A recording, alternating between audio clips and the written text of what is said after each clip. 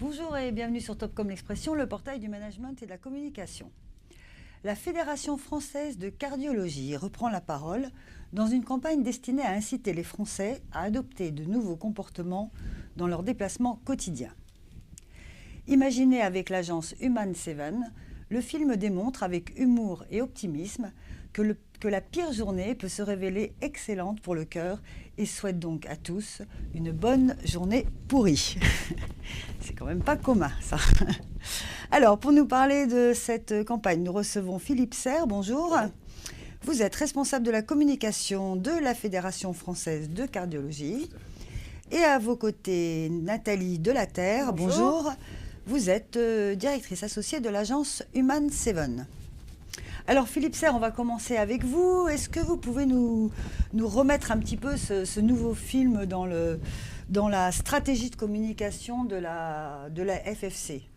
On peut dire FFC, ça vous gêne pas ? On dit FFC nous-mêmes, D'accord. donc je peux dire tout à fait FFC. Alors, il faut savoir que nous, la stratégie de communication, elle est tout d'abord guidée par l'une des missions principales de la Fédération française de cardiologie, à savoir la prévention.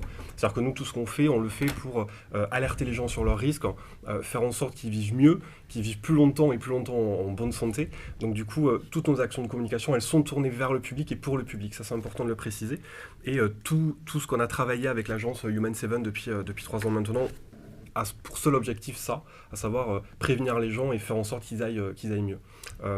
Tous les sujets qu'on préempte, que ce soit sur ce film-là ou les autres films, peut-être Nathalie on parlera après, ils sont vraiment sociétaux, quoi. On est vraiment sur un sujet sociétal. C'est-à-dire qu'aujourd'hui, on n'est plus seulement dans un sujet médical. Les maladies cardiovasculaires, ça tue 400 personnes par jour. Plus de la moitié, c'est des femmes. Donc on a beaucoup travaillé sur les femmes. Oui, malheureusement. Donc on a beaucoup travaillé sur les femmes, mais on travaille aussi sur d'autres populations, notamment la population des enfants. Puisqu'on avait ressorti une étude qui disait qu'en 40 ans, les enfants ont perdu 25% de capacité cardiovasculaire.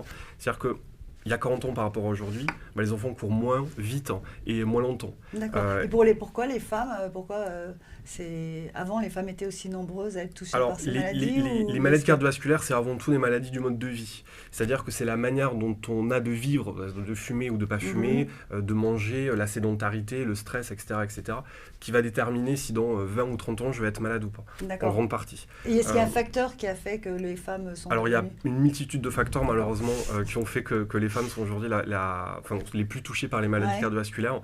La première raison, c'est que au fil des années, le mode de vie des femmes a rattrapé celui des hommes.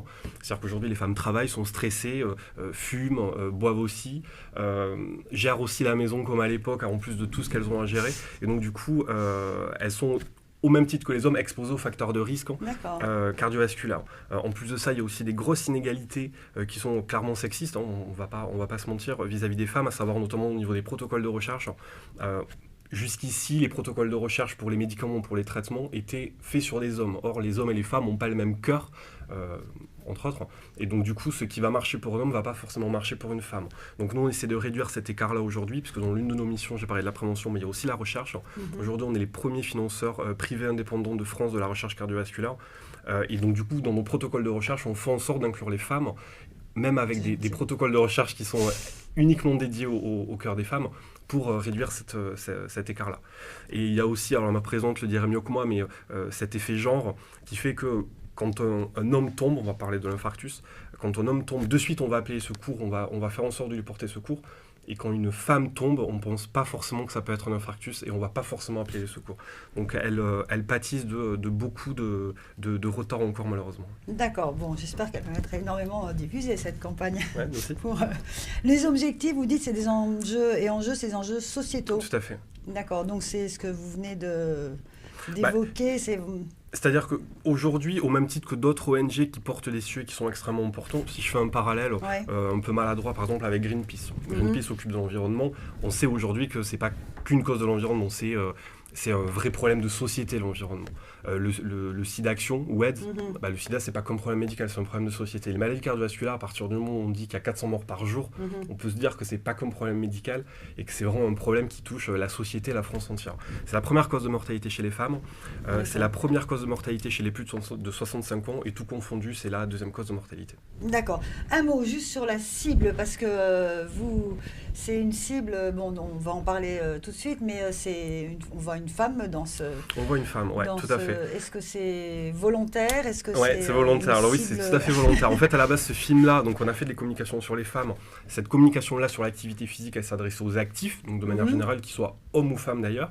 Mais aujourd'hui, quand on regarde les études, tout ce qu'on sort, il faut savoir que c'est évidemment sourcé. On dit pas n'importe quoi, on s'appuie sur des études scientifiques avérées. Aujourd'hui, quand on regarde les chiffres, on s'aperçoit qu'en 10 ans, le nombre de temps passé devant les écrans, donc les smartphones et les tablettes pour ne pas les citer, a explosé. C'est-à-dire qu'en 2006, c'était un petit peu plus de 3 heures, aujourd'hui c'est un petit peu plus de 5 heures. Et en corrélation de ça, le nombre de temps passé sédentaire, c'est-à-dire à être assis, à pas bouger, a explosé. Et cette explosion, elle a eu lieu chez les hommes, mais elle a surtout eu lieu chez les femmes. C'est-à-dire qu'en 10 ans, les femmes, elles sont 66% plus sédentaires. Et par exemple, si on regarde au niveau des adultes françaises, il y en a à peine 1 sur 2 qui respectent les recommandations activité physique de l'OMS. Donc c'est quand même assez dramatique. Donc, on parle aux actifs de manière générale, mais on a voulu illustrer le propos par une femme parce que c'est encore une fois les premières. Et juste en tranche d'âge, vous ciblez toutes... Alors, non, là, il n'y a pas de... Non, pour le coup, là, c'est assez vaste puisque... Nous, ce qu'on préconise, c'est de faire une demi-heure de marche par jour. On peut le faire à 20 comme à 60, sans problème. D'accord. Alors, vous avez donc travaillé pour la 3e année, je crois, consécutive, avec l'agence Human 7. Donc, Nathalie Delaterre, vous êtes directrice associée de l'agence. Est-ce que vous pouvez nous dire quelques mots sur la réflexion et les recommandations de l'agence pour cette nouvelle prise de parole? Alors, c'est vrai que cette prise de parole, elle s'inscrit en fait dans le cadre des autres campagnes qu'on a développées donc pour la Fédération française de cardiologie. Nous, quand la Fédération française de cardiologie est venue nous voir et nous a énoncé les chiffres que Philippe vient de nous évoquer, on a eu la même réaction que vous. On a tous été scotchés, 400 morts par jour, la moitié des femmes, première cause de mortalité chez les femmes, et pourtant, personne ne le sait. Regardez votre réaction. Et donc, on s'est dit qu'il était vraiment urgent et important d'alerter la population, d'alerter les femmes, d'alerter tout le monde sur ce sujet de société, effectivement. Et parce que ce sont des maladies du mode de vie, nous, on s'est dit qu'il fallait être dans la vie des gens pour les toucher, pour les interpeller. Et donc, en fait, c'est le choix qu'on a fait de s'appuyer, en fait, sur des situations quotidiennes dans lesquelles les gens peuvent se reconnaître facilement, qui les touchent, pour mieux les interpeller, parce qu'à chaque fois, ça permet de leur amener une vérité à laquelle ils ne s'attendent pas. Parce que ce sont des maladies où il y a beaucoup de préjugés. On pense que le bon client, c'est un homme, la cinquantaine, qui fume, qui boit, qui se fait un peu plaisir. C'est ce qu'on a essayé de montrer et d'alerter quand on a fait ce film avec Maïwen, pour montrer que non, c'est la première cause de mortalité chez les femmes. Et puis ensuite, il y a eu un film pour les enfants, et là, il y a un film... Voilà. Avant, on a même fait un film pour alerter sur les symptômes spécifiques des femmes, avec un film qui s'appelle Casting, parce que les femmes n'ont pas les mêmes symptômes que les hommes. Donc, c'est pour ça aussi qu'elles sont moins bien prises en charge. D'accord. Alors, on va regarder le film. Là, le ton, on va voir, c'est très humoristique. Donc, c'est un film qui est signé... On n'a pas tous les jours la chance de passer une journée pourrie. Donc, ça interpelle. Ça interpelle, au minimum. Et donc, on va regarder, puis on reparlera un petit peu des partis pris créatifs éditoriaux.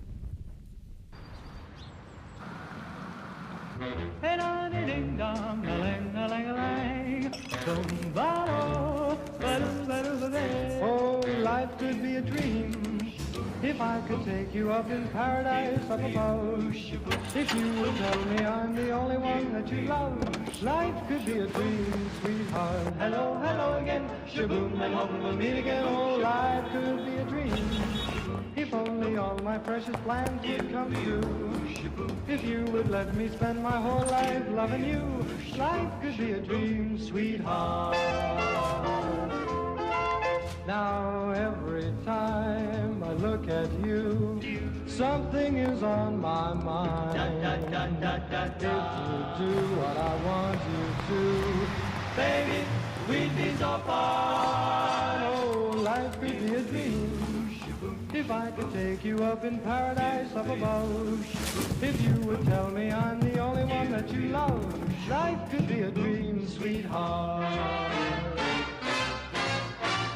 Shaboom, shaboom, ya la la la la la la la la, shaboom, shaboom, ya la la la la la la la, shaboom, shaboom, ya la la la la la la la, shaboom. Voilà. Donc un film qui fait sourire, qui est positif. Quand on a une journée pourrie, finalement, il y a des bénéfices également. Ce ton, ça caractérise un petit peu la façon de communiquer de la fédération. Alors, c'est surtout pour cette prise de... Dans l'absolu, nous, on pense qu'il faut quand même avoir un peu de légèreté pour dédramatiser des maladies qui sont quand même lourdes. Et puis, en fait, le point de départ de cette campagne, c'était justement cette fameuse journée pourrie. Parce qu'on a tous connu une journée comme ça, où du matin où on se lève au soir où on se couche, rien ne va, tout va de travers et on se dit que c'est finalement la pire journée qu'on puisse passer. Et on a voulu en fait amener un peu d'optimisme et montrer que derrière tous ces petits tracas, tous ces petits malheurs du quotidien, finalement, il y a une chance de bouger un peu plus tous les jours et donc de prendre soin de son cœur. Parce qu'en fait, l'enjeu, comme le dit Philippe, c'est d'inciter les gens à bouger. Pas faire du sport une fois tous les 2 semaines parce qu'on a pris des bonnes résolutions, mais bouger. Et bouger, c'est tous les jours. D'accord. Et donc, on avait voulu adopter un ton optimiste et positif parce que c'est des petits malheurs du quotidien. C'est pas une journée catastrophique que cette femme. Ouais. Et c'est ça qui, on pense, interpelle les gens et les touche parce qu'on se reconnaît tous. D'accord, une communication assez décalée. Et le stress n'est pas un facteur de... Le stress est un vrai facteur de risque, tout à fait. Peut être aussi un petit peu stressante cette journée. Oui, c'est pour ça qu'il y a cette note d'humour finalement. Elle n'est pas dans une galère noire. Voilà, c'est des journées comme parfois on peut tous en avoir où les petites catastrophes s'enchaînent. La voiture qui ne démarre pas, l'ascenseur en panne, effectivement. Et puis c'est surtout ce twist à la fin qui fait qu'on est très surpris finalement par cette vérité où on se dit qu'il suffit finalement de faire 30 minutes d'activité par jour pour diminuer de 20%. C'est risque cardiovasculaire. Voilà. Alors le film a été lancé le 15 mars, je crois. Tout à fait. En télévision. En télévision. Il est soutenu aussi en vidéo, en online et sur les réseaux sociaux avec le hashtag Bonne journée pourrie. C'est ça. D'accord. Alors 15 mars, ça fait pas très très longtemps, mais est-ce que on a déjà un petit peu de recul? Est-ce que vous avez des retours et peut-être quelle suite pensez-vous donner Alors c'est vrai que on a diffusé le film du 15 mars à fin mars, donc ça s'est fini il n'y a pas très très longtemps. Ouais. Les premiers retours qu'on a à chaud, on peut parler de l'opération Twitter qu'on a menée aussi avec l'agence Human 7, puisqu'on a décidé d'intercepter les gens toujours pour tirer ce petit fil humoristique dans la journée pourrie. Donc on était en trending topic sur Twitter pendant une journée entière avec le hashtag Bonne journée pourrie. Et l'idée c'était de répondre dans une sorte de war room. On était avec les créatifs, c'était assez sympa de répondre aux gens en disant on a eu beaucoup de retours et les gens ont hyper bien réagi parce que du coup on sait que les réseaux sociaux aujourd'hui c'est un déversoir et du coup les gens qui passent une journée pourrie, le premier truc qu'ils vont faire c'est de le dire à leurs petits copains. Et donc du coup on répondait à ces gens-là en disant mais non mais c'est super, si votre voiture est en panne, comme ça vous allez pouvoir marcher, c'est une bonne nouvelle. Donc vu qu'on soutient quand même une cause qui est tout à fait noble et qu'on se préoccupe du bien-être des gens, les gens ça les a fait sourire, ils ont bien aimé l'idée, donc ça c'est super. Et les médecins, vous avez des retours des cardiologues aussi? Alors les cardiologues, on a présenté le film à ceux avec qui on travaille et qui ont beaucoup aimé aussi et qui ont beaucoup ri aussi. D'accord. Et puis c'est une façon aussi d'en faire un sujet de société finalement avec un mot d'ordre que les gens reprennent. D'accord, et qu'on retient aussi. Et qu'on retient pour insuffler de l'optimisme derrière toutes ces occasions finalement malchanceuses qui sont des occasions chanceuses de prendre soin de son cœur. Très bien. Il reviendra peut-être un petit peu en télévision. C'est sûr, même oui. Je ne sais pas quand, mais c'est sûr que oui. Quand vous lancez un film, c'est au moins pour un an peut-être. Ah oui, si ce n'est plus, oui, tout à fait. On fait des repasses dès qu'on peut. D'accord. Oui, bien sûr. Très bien. Écoutez, on vous remercie beaucoup, Nathalie Delaterre et Philippe Serre, d'être venus nous parler de cette campagne. Merci à vous et bonne journée pourrie. Merci.